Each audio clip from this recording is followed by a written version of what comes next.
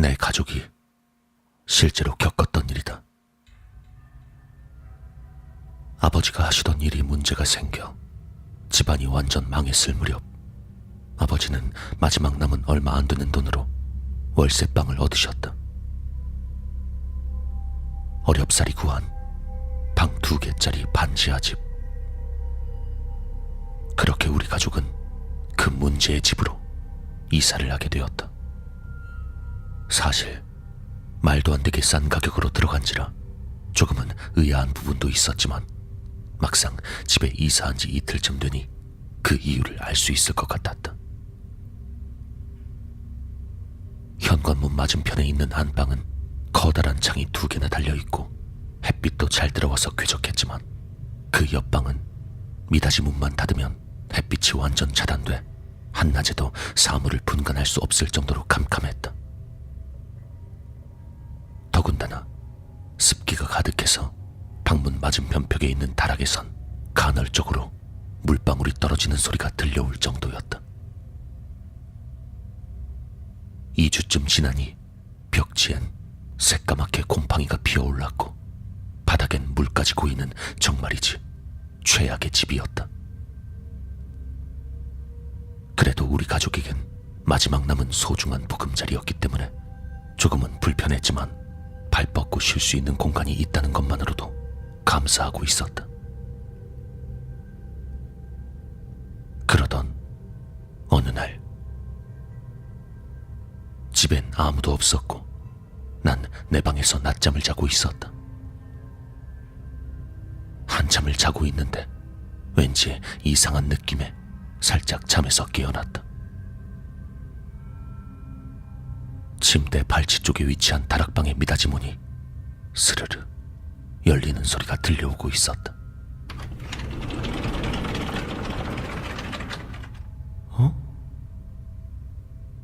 무슨 일인가 싶어 고개를 들려 하던 그 순간, 내가 가위에 눌렸단 사실을 깨닫게 되었다. 몸이 말을 듣지 않았고 시선은 천장에 고정되어 있었다. 난 어떻게든 깨어보려고 마구 소리를 질렀지만 목소리는 나오지 않았고, 겁에 질린 채 제발 가위에서 깨기만을 바라며 파동되는 것이 고작이었다. 곧 다락문이 다시 천천히 닫히는 소리가 들리더니 바닥에 고여있던 물 위로 누군가 천천히 걸어오는 소리가 들려왔다. 뭐라 말로 표현하기 힘들지만 물이 잔뜩 고인 방바닥을 누군가 걸어오고 있다는 것만은 분명했다.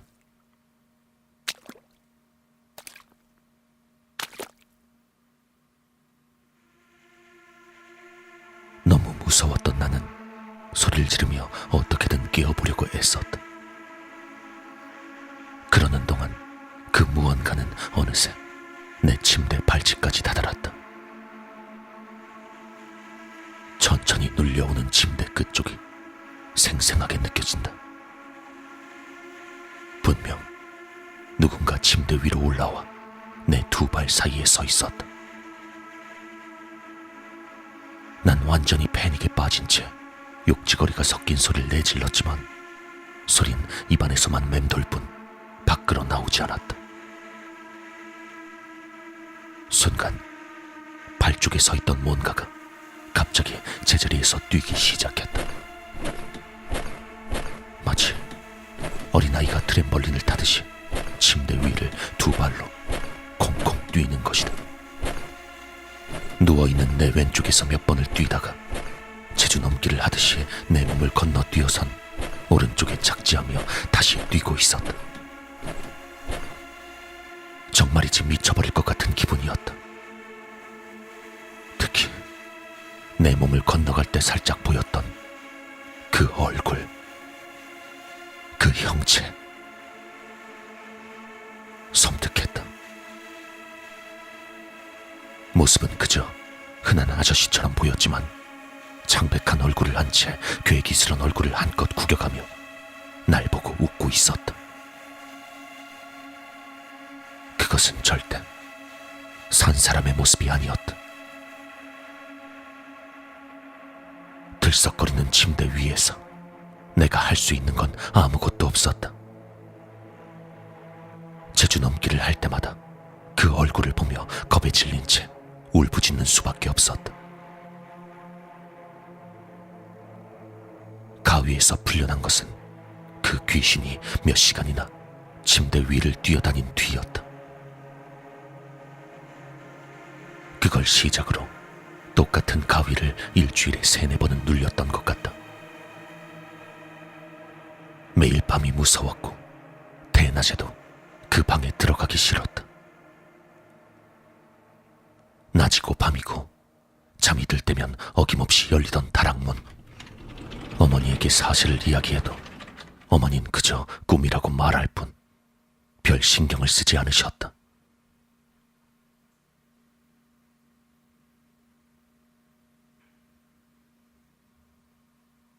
그렇게 몇 개월이 지났을 때 내 몸이 점차 상해갔다. 피가 섞인 기침이 나오기 시작한 것이다. 습기가 많고 곰팡이가 많아 기관지에 무리가 갔나 싶어 병원에 가봤지만 의사는 전혀 문제가 없다고 했다. 하지만 내 몸은 날이 갈수록 안 좋아졌다. 보다 못한 아버진 결국 이사를 하시기로 결정했다. 물론 정말 싼 월세값이 아쉬웠지만 내 호흡기에 문제가 생긴 건 아무래도 곰팡이와 습기라고 여기셨기에 결심을 하시곤 집주인과 상의를 해야겠다고 말씀하셨다. 그리고 이틀 뒤 갑자기 아버지가 이사를 하시겠다며 짐을 옮기기 시작하셨다. 이사라고 해봐야 고작 몇 집 건너에 있는 곳이었다. 아버지의 행동이 조금 이해가 안 갔지만 이 지긋지긋한 곳에서 벗어난다는 생각에 친구를 불러 신나게 이삿짐을 날랐고 이사는 금세 마무리되었다.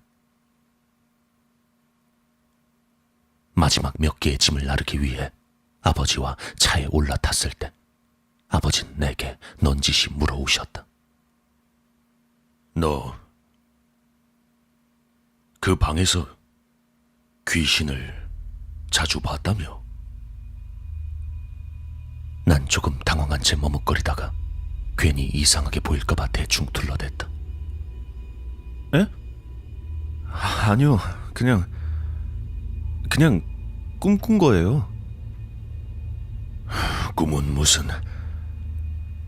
엄마한테 얘기 다 들었다. 그 귀신이 어떻게 생겼는지도 듣고. 근데 너 그거 진짜냐? 진짜 그런 가위를 계속 눌렸던 거야? 아니에요. 그냥 꿈이라니까요. 당황한 내가 시침일 때자 아버진 더 이상 묻지 않으셨다. 그리고 이사가 끝난 뒤 저녁 식사 시간에 아버지께서 힘겹게 고백을 하셨다. 정말이지, 난생 처음 듣는 떨리는 목소리로 말이다. 사실은 말이다. 네 건강이 점점 안 좋아지는 게 신경 쓰이던 차에 그 3층에 있던 주인집에 가봤단다. 이사 관련해서 이야기를 좀 해볼 생각이었거든. 근데 마침 그 집이 제사라서 사람이 많이 모여 있더구나. 음식 준비하느라 바쁠 테니 그냥 인사만 하고 나오려는데 집주인 여자가 날 불러 세웠어. 오늘이 자기 남편 제삿날이라고 그러면서 어쩐 일로 왔냐고 하길래 그냥 애가 좀 많이 아파서 이사를 가려고 한다고 말했지. 근데 그 여자가 깜짝 놀라면서 어떻게 아프냐고 물어오는 거야.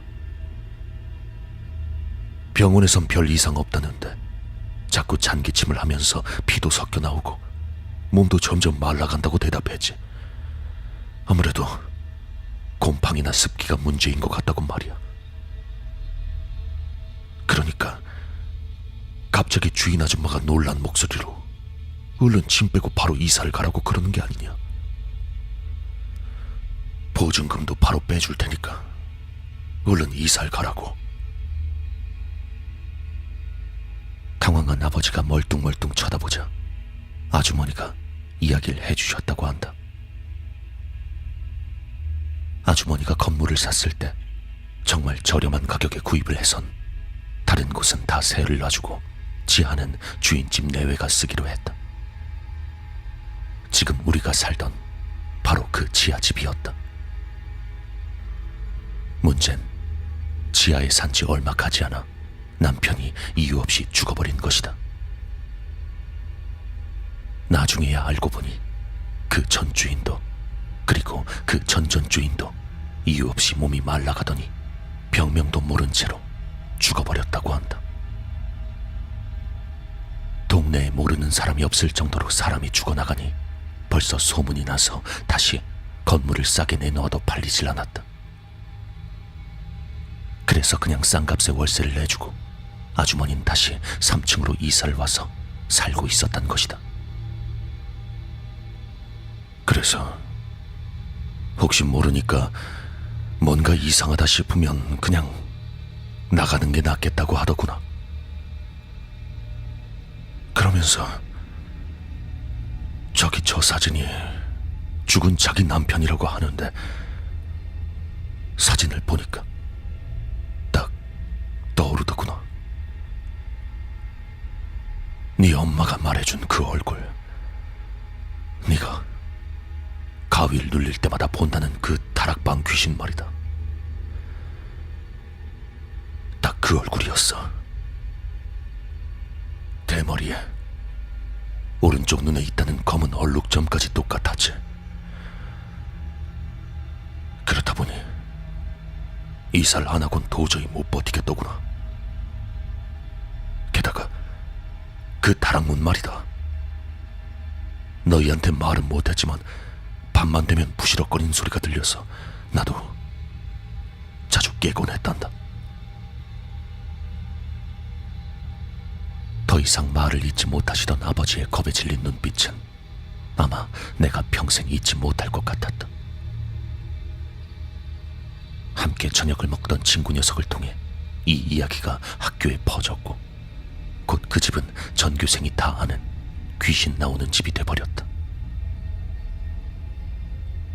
나중에야 안 사실이지만 그 집은 내가 오기 전에 이미 몇 번의 큰일이 있던 집이며 이미 동네 분들은 어느 정도 알고 있었지만 동네 집값이 떨어질까봐 쉬쉬했었다고 한다.